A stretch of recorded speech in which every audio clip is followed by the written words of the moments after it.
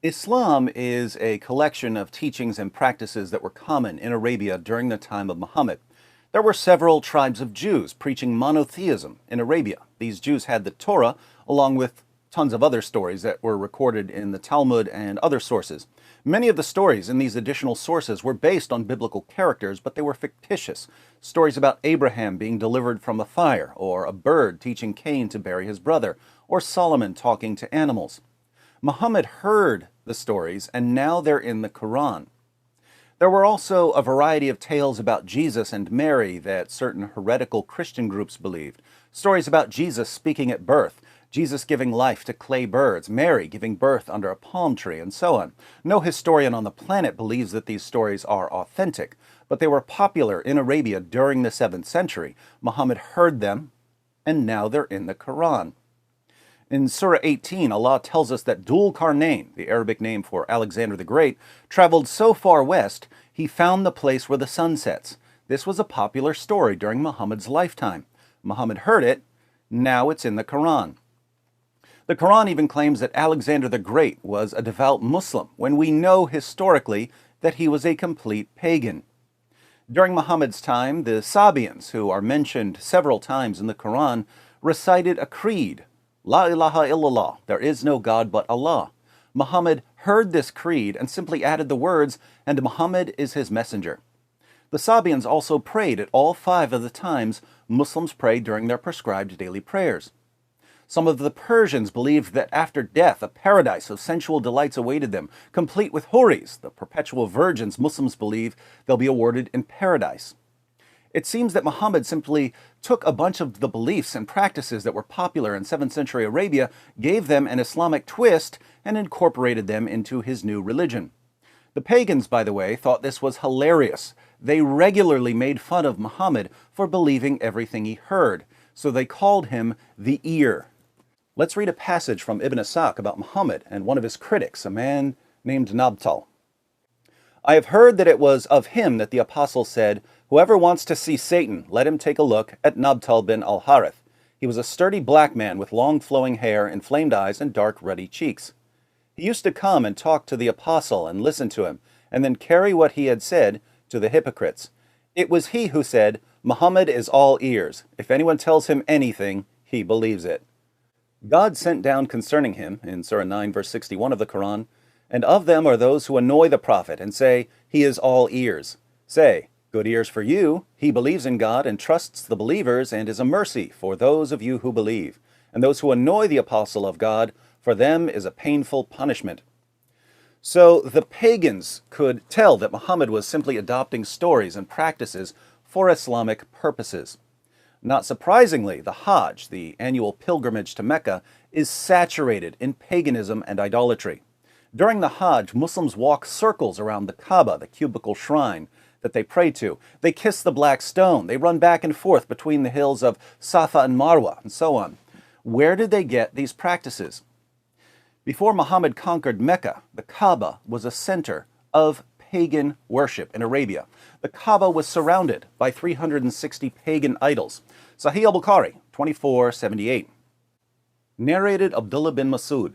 The Prophet entered Mecca, and at that time there were 360 idols around the Kaaba. He started stabbing the idols with a stick he had in his hand and reciting, "And say, truth, i.e. Islamic monotheism or this Quran or jihad against polytheists, has come, and batil, falsehood, i.e. Satan or polytheism, has vanished." This is when Muhammad took control of the Kaaba. But why would he want to take control of a pagan temple and make it the center of Islamic worship? Let's back up a bit. When Muhammad and his followers were in Mecca years earlier, they prayed facing Jerusalem. The pagans prayed facing the Kaaba. Muslims prayed facing Jerusalem like the Jews. You could line up the Kaaba and Jerusalem if you wanted so that you were facing both. But the Qibla, the direction of prayer, was Jerusalem. When Muhammad was in Mecca, he really thought that the Jews were going to accept him as a prophet. The Muslim community eventually moved to Medina, and the Jews could tell immediately that Muhammad was a false prophet because they knew the Torah, and Muhammad only knew some stories that he had heard. He was all ears, remember. But Muhammad couldn't even get those stories right, so the Jews rejected him. And Allah said to Muhammad in Surah 2, verse 144 of the Quran, "Now shall we turn thee to a qibla that shall please thee. Turn then thy face in the direction of the sacred mosque." So Allah's goal in telling Muslims to face the Kaaba was to please Muhammad. It's amazing how much of Islam is dedicated to pleasing the man who was receiving the revelations. Why would facing the Kaaba please Muhammad? Two reasons. One, he was sending the Jews a message. This is what you get for rejecting me. Two, Muhammad had grown up among pagans who prayed facing the Kaaba and all its idols. So praying to the Kaaba was normal for them. It felt right. But how could Muhammad justify praying towards a pagan shrine? Well, just a few verses earlier, in Surah 2, verse 127, Allah declared that the Kaaba was built by Abraham and Ishmael. Now that's interesting. If it was built by Abraham and Ishmael, why did Muslims spend more than a decade praying towards Jerusalem? Why does it seem like Muhammad is inventing this as he goes along? One of life's great mysteries. But what evidence do we have that the Kaaba was built by Abraham and Ishmael? Absolutely none, apart from the fact that Muhammad said it. That's good enough for Muslims, but it shouldn't be, because Muhammad had absolutely no clue what he was talking about, and I can prove it. Sahih al-Bukhari, 3366. Narrated Abu Dar, I said, "O Allah's Messenger, which mosque was first built on the surface of the earth?" He said, "Al-Masjid al-Haram," at Mecca. I said, "Which was built next?" He replied, "Al-Masjid al-Aqsa," at Jerusalem. I said, "What was the period of construction between the two?" He said, 40 years. According to Muhammad, there was a 40-year gap between the construction of the Kaaba and the temple in Jerusalem. Why is this important? Well, we know when the Jerusalem temple was built. Solomon built it in the 10th century BC. That's more than 1,000 years after Abraham.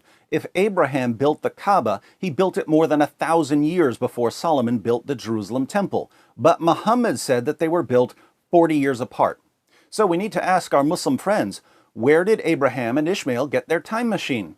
Because if they didn't have a time machine, Muhammad was wrong, and we can't trust what he says about the construction of the Kaaba. And without Muhammad making up stories about Abraham and Ishmael and the Kaaba, the only evidence we have tells us that Muslims are bowing down to a pagan temple and taking a pilgrimage to a pagan temple and walking circles around a pagan temple. By the way, why do Muslims walk circles around the Kaaba?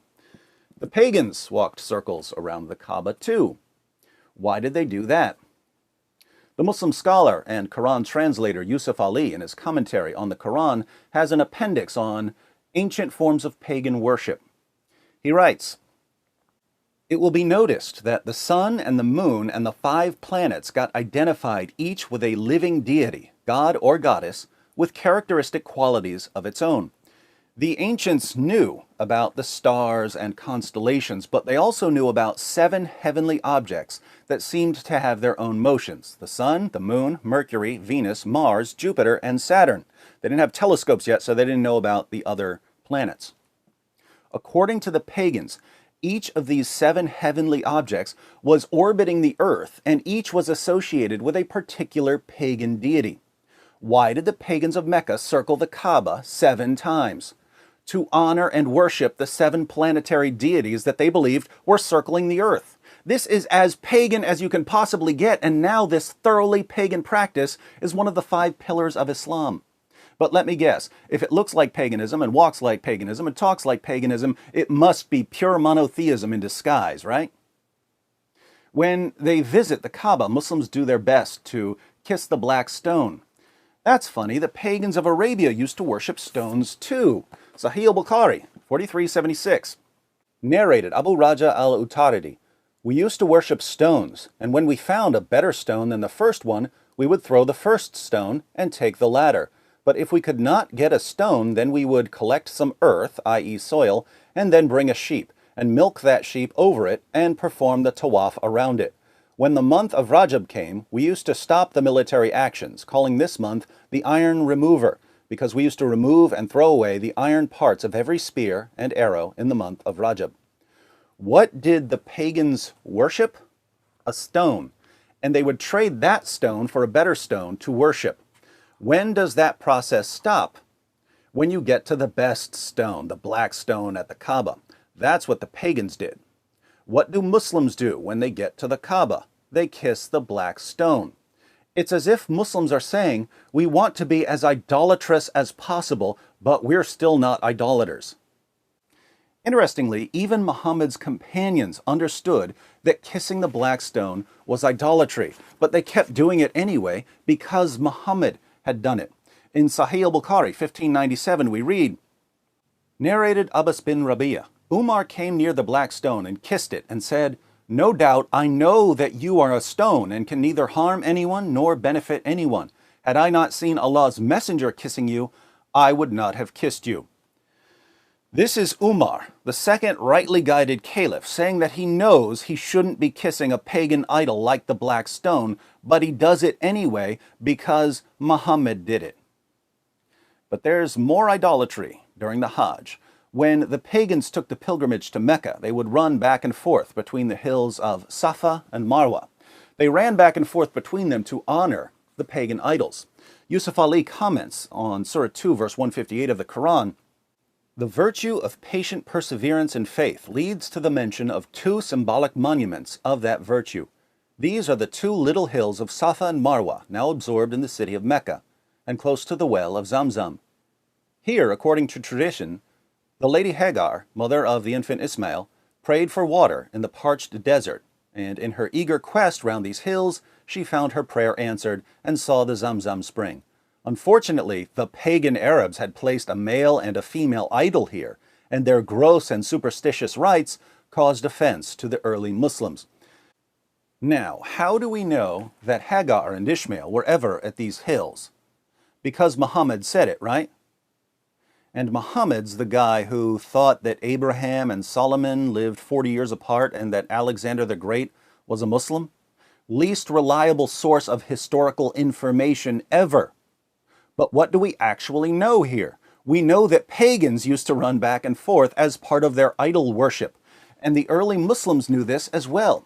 Sahih al-Bukhari, 3847, narrated Ibn Abbas, to run along the valley between the two green pillars of As-Safa and Al-Marwa mountains was not sunnah, but the people in the pre-Islamic period of ignorance used to run along it and used to say, we do not cross this rain stream except running in great haste. Now, this is devastating to Islam because Ibn Abbas says that this practice was just a pagan practice. It wasn't part of the Sunnah of Muhammad. Notice the commentary at the bottom. This statement of Ibn Abbas is wrong, as most of the religious scholars consider it a Sunnah of the Prophet. Most of the religious scholars, in order to rescue Islam, have to throw Ibn Abbas under the bus. This is getting ridiculous. Sahih al-Bukhari, 4496. Narrated Asim bin Sulaiman, I asked Anas bin Malik about As-Safa and Al-Marwa. Anas replied, we used to consider going around them a custom of the pre-Islamic period of ignorance. So when Islam came, we gave up going around them. Then Allah revealed, verily, As-Safa and Al-Marwa, two mountains at Mecca, are of the symbols of Allah. So it is not a sin on him who performs Hajj or Umrah pilgrimage of the house, the Kaaba at Mecca. Here again, the early Muslims understood that this was a pagan practice. They said that they stopped doing it when they became Muslims. But Muhammad liked it, so it ended up in the Quran. How much paganism can you fit into one religion? Quite a bit, it seems. And two things are amazing here. First, it's amazing that Muslims who are swimming in a sea of pagan practices are deluded enough to think that they're the true champions of monotheism. They're doing everything the pagans did. They just rename it monotheism. Second, the pagans of Arabia were local groups. They weren't going to spread their pagan practices around the world. But Islam has taken the same idolatrous pagan nonsense practiced by the Meccans and spread it around the world. This means that Islam is the greatest source of idolatry and paganism in history. Now, to you Muslims who insist on taking the pilgrimage to Mecca in spite of its pagan roots, I make a simple request. Watch this video, where I talk about the Kaaba and how you can convert your false pagan worship into something that actually involves God. I'm not sure you'll like it, but it will definitely be an improvement over spending your lives kissing a pagan rock and running around a pagan cube and celebrating the 7 false planetary deities and having no idea that you've been duped. The chief export of Saudi Arabia is not oil. It's paganism and terrorism. Off topic, but I couldn't resist.